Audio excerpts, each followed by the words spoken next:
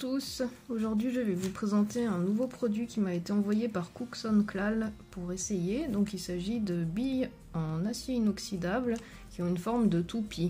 Elles sont utilisées dans les tonneaux à polir comme celui-ci. Donc ce sont des billes.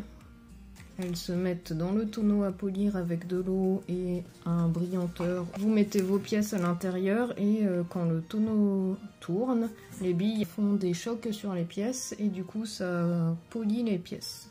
Donc je vais vous montrer tout à l'heure sur un exemple. Donc j'ai deux pièces un peu identiques, symétriques. Donc j'en mettrai une à l'intérieur et puis je vous montrerai le résultat après.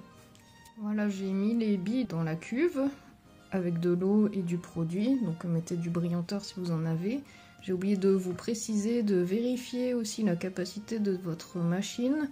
Donc les billes sont en inox, c'est très dense et lourd, donc un petit pot comme ça pèse 1 kg.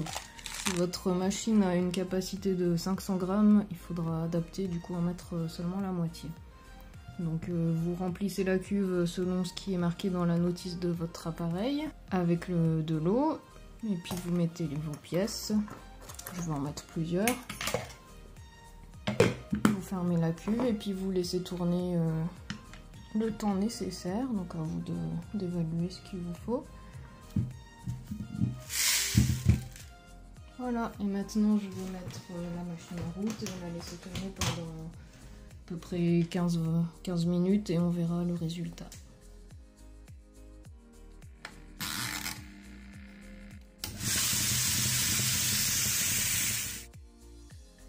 Ça y est, le tonneau à polir a fini de tourner, donc je vais sortir les pièces et je vous montrerai à quoi elle ressemble. Alors voilà la pièce qui était dans le tonneau à polir, donc je ne sais pas si vous voyez bien la caméra, elle brille.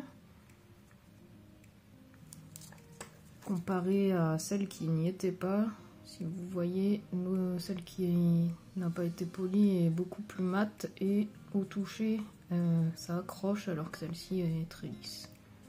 Donc si vous faites des pièces avec beaucoup de petits détails et surtout des creux, ces billes là sont en forme de toupie, donc elles ne rentrent pas dans les détails.